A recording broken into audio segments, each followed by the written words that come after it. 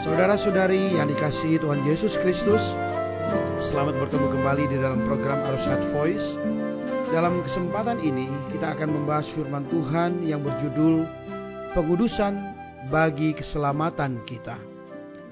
Pembacaan Alkitab kita ambil dari Imamat pasal 10 ayat 10. Kamu dapat membedakan antara yang kudus dengan yang tidak kudus.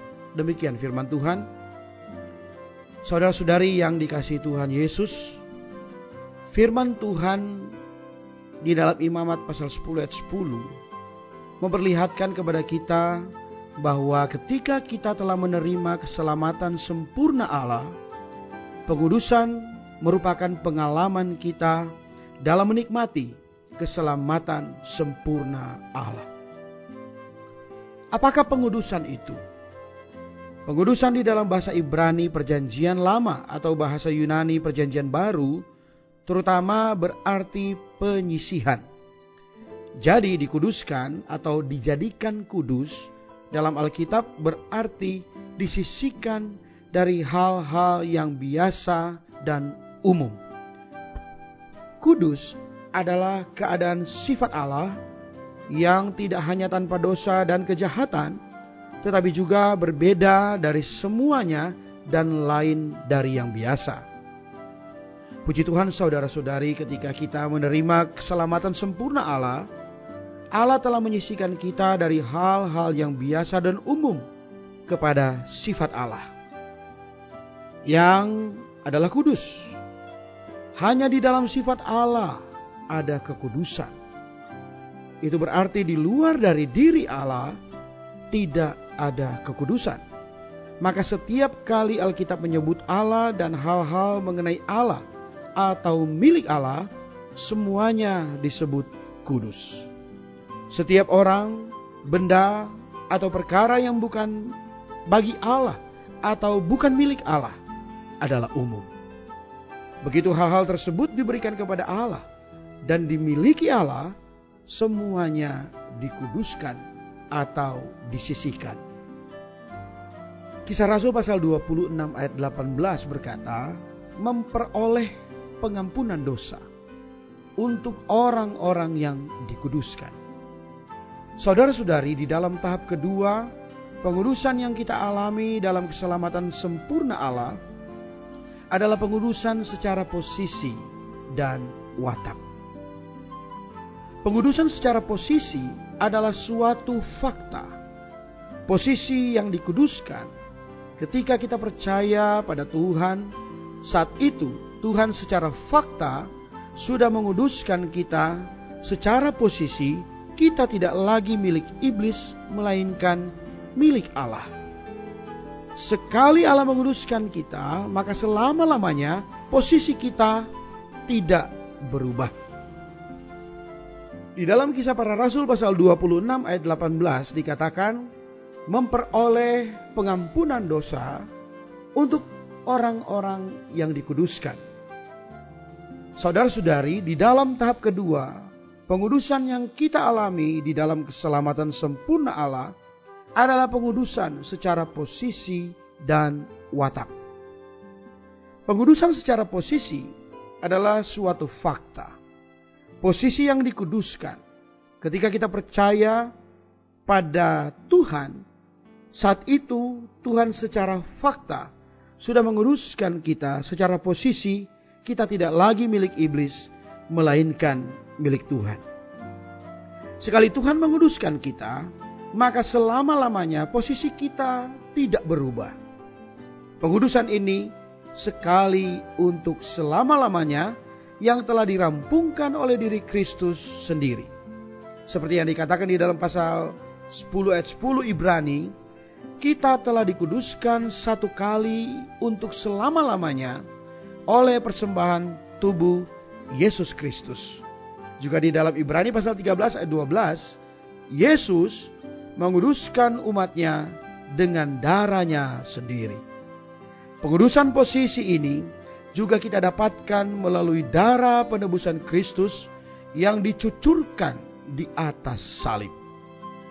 Begitu kita ditebus dengan darah Tuhan, kita disisihkan dari dunia menerima posisi yang dikuduskan dan dijadikan kudus baginya. 1 Korintus pasal 1 ayat 2 berkata, mereka yang dikuduskan dalam Kristus Yesus dan yang dipanggil. Pengudusan secara posisi kita peroleh bukan hanya Kristus mempersembahkan dirinya sendiri dan oleh darahnya, tetapi juga sebagai hasil terpanggilnya kita oleh Allah.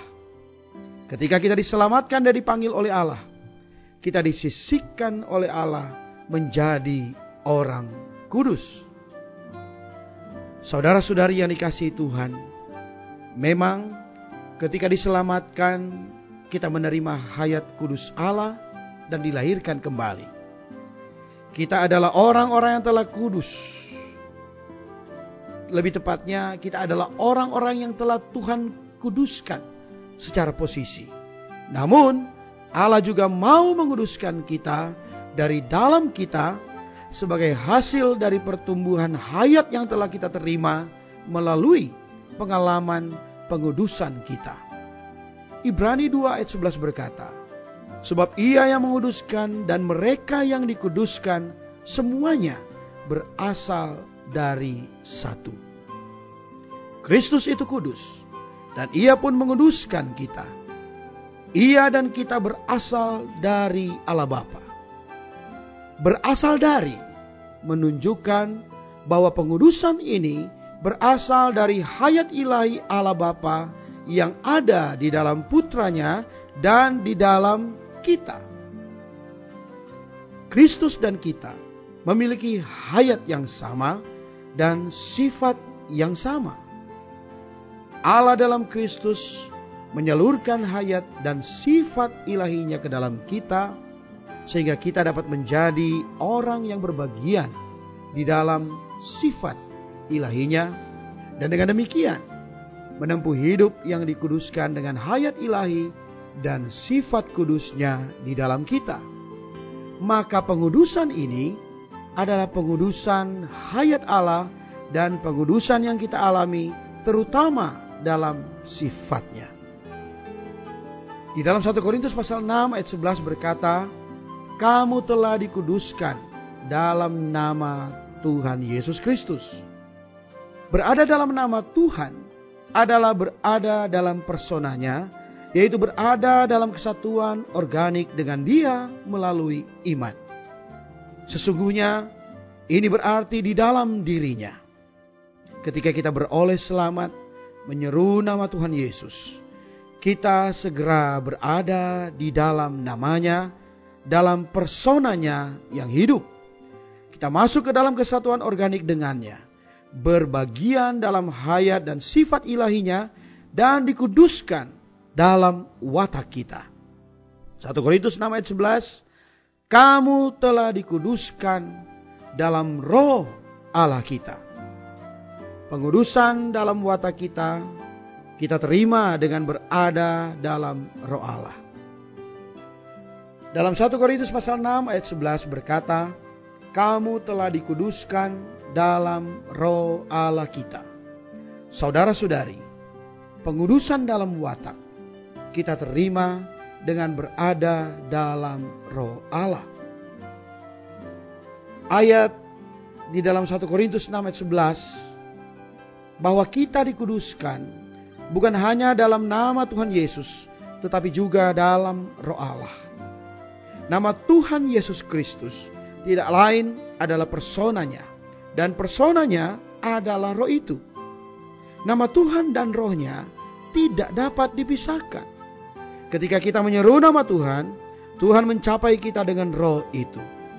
Karena roh itu adalah roh kekudusan. Ketika kita bersatu dengan Tuhan, kita mengalami pekerjaan pengudusan roh itu dan dikuduskan secara subjektif di dalam sifat. Puji Tuhan atas pekerjaan pengudusan Allah. Dia bukan hanya menguduskan kita secara posisi kita ketika kita percaya Tuhan, namun Dia juga mau ketika kita telah menjadi anaknya, kita boleh menjadi ekspresinya di dalam setiap tindak tanduk kita. Untuk itu, Dia telah memberikan dirinya, yaitu hayat dan sifatnya, menjadi kekudusan kita. Bahkan ketika kita berseru kepada namanya dan dikuduskannya dalam rohnya yang ada di dalam kita, kita boleh menjadi ekspresinya yang hidup. Mari kita berdoa. Tuhan Yesus, kami bersyukur karena Engkau telah menyelamatkan kami, menjadikan kami adalah milik-Mu. Kami telah dipindahkan dari kerajaan iblis kepada kerajaan anak-Mu yang terkasih. Ya Tuhan, kuduskanlah kami juga di dalam setiap aspek hidup kami. Dalam perbuatan kami, dalam tingkah laku kami, melalui diri-Mu sendiri terus bertambah di dalam kami, sehingga kami menjadi ekspresi-Mu yang hidup. Dalam nama Tuhan Yesus Kristus. Amin. Demikianlah firman Tuhan. Sampai bertemu di kesempatan berikutnya. Kasih karunia-Nya menyertai kita sekalian.